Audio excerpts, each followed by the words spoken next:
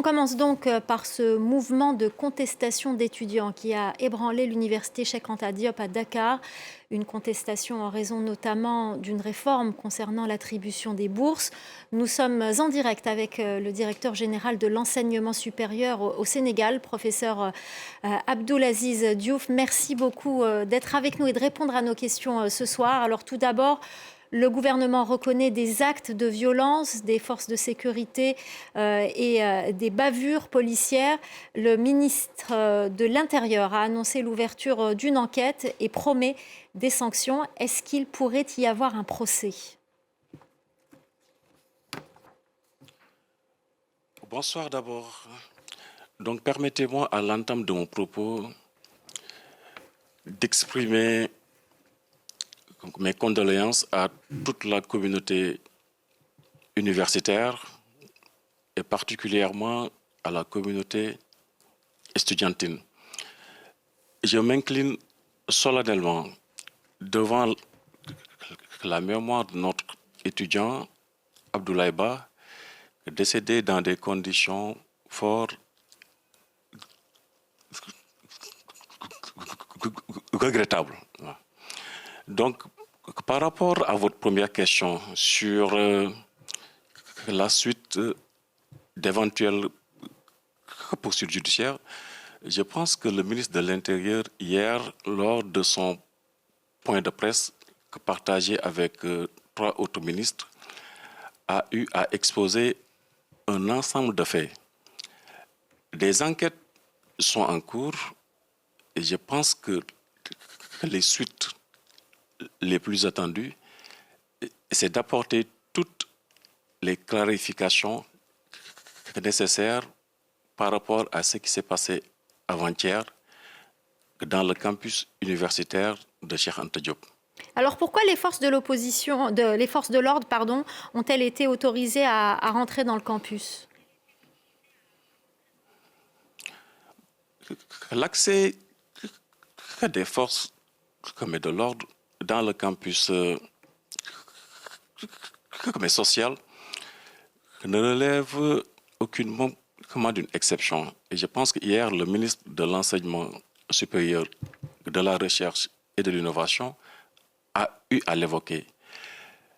Les franchises universitaires, en vérité, ne concernent que le campus pédagogique.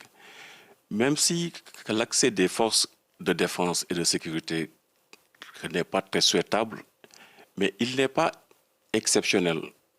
Lorsque quelques difficultés sont constatées par rapport à l'harmonie, par rapport à la stabilité du campus social, d'autoriser l'accès des forces de défense et de sécurité.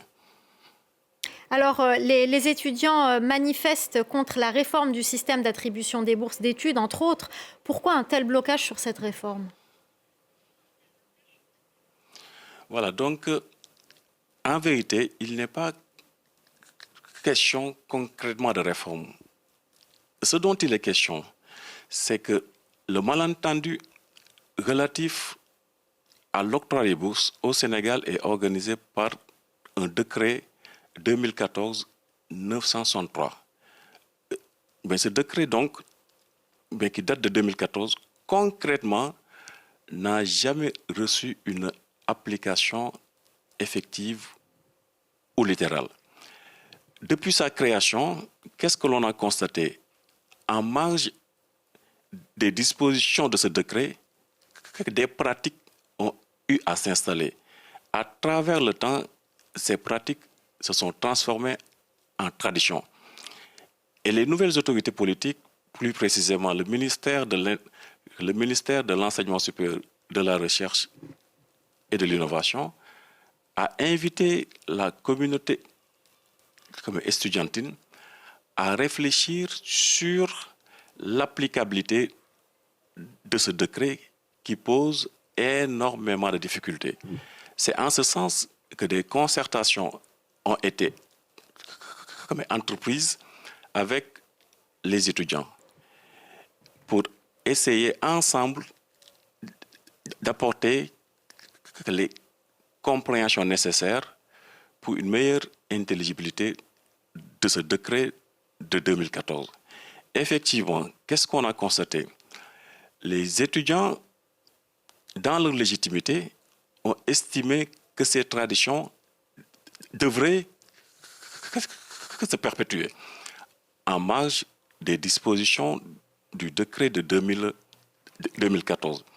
Et dans le vocable ou dans les revendications, ils ont relevé l'expression de rappel, ce qui pourrait laisser croire que les autorités étatiques doivent quelque somme à la communauté étudiantine. Et je peux vous dire, jusqu'à ce jour, aucune dette, aucune bourse n'est due à des étudiants.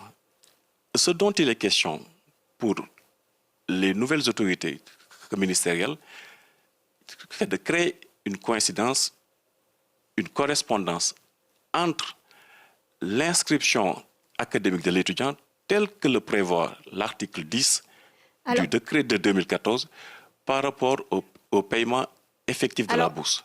Alors, une autre question concernant la bourse. En novembre dernier, des étudiants notaient des retards de paiement de leur bourse.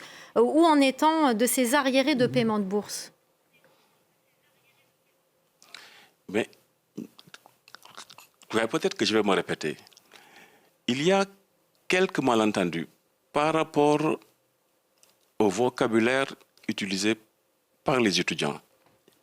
Ils parlent de rappel en prenant appui sur des traditions relatives aux modalités de paiement. Je peux vous garantir, ce dont il est question, c'est de mettre un terme à ces traditions qui ne sont pas en conformité avec l'article 10 du décret de 2014 qui organise le paiement des allocations d'études au Sénégal. Et donc, si les étudiants sont dans leur légitimité pour revendiquer, selon des habitudes ou des traditions, le paiement de ces bourses ou allocations, concrètement, d'un point de vue strictement légal, il n'en est rien. L'État du Sénégal, à ce jour, est en conformité, mais parfaite, avec le paiement des bourses. Alors, le campus de Saint-Louis et de Ziguinchor ont hier également commencé à protester après les événements de lundi. Comment le gouvernement gère-t-il cette révolte des étudiants? Est-ce que vous craignez une contagion dans d'autres universités? Bon, nous avons eu à constater malheureusement quelques difficultés dans les campus de Saint-Louis et de Ziguinchor. Le ministère de l'Enseignement supérieur a fait du dialogue et de la concertation son mode opératoire avec la communauté estudiantine. Nous sommes constamment en concertation avec les étudiants et on ose espérer que les jours à venir, l'espace académique va retrouver son apaisement classique. Alors, je le disais tout à l'heure, l'université Cheikh Anta Diop est fermée jusqu'à nouvel ordre. Qu'est-ce que vous proposez aux étudiants entre-temps? Est-ce que ça va bientôt rouvrir? Nous sommes très optimistes. On ose croire que les jours à venir, que le campus de Cheikh Anta Diop va retrouver ses habitudes classiques en permettant aux étudiants de renouer avec leurs enseignements. La fermeture du campus est liée à une crise conjoncturelle et on ose croire que les jours à venir, effectivement, les étudiants, en toute quiétude, vont retrouver et le campus pédagogique et le campus social. Alors, dernière question. De nombreux étudiants disent avoir lutté pour que le PASTEF arrive au pouvoir en 2024. Est-ce que vous comprenez la déception de ces jeunes après ces violences policières? Bon, Après, ces étudiants, dans leur représentation, peut-être pourraient avoir quelque légitimité à attendre des nouvelles autorités politiques quelque solidarité ou quelque proximité. Ces revendications pourraient être légitimes, mais faudrait-il encore comprendre que la mission des nouvelles autorités, si possible, c'est de rétablir l'ordre de la loi et quel que puisse être l'accompagnement de ces étudiants par rapport à l'accès en responsabilité des nouvelles autorités, cet accompagnement des étudiants ne saurait constituer une licence, un blanc-seing pour admettre toutes les formes de solidarité qui contreviendraient à la loi. Merci beaucoup. Vous êtes professeur Abdoul Aziz Diouf, directeur général de l'enseignement supérieur au Sénégal. Merci infiniment d'avoir répondu à nos questions et merci également à Aminatou Diallo d'avoir permis de réaliser ce duplex.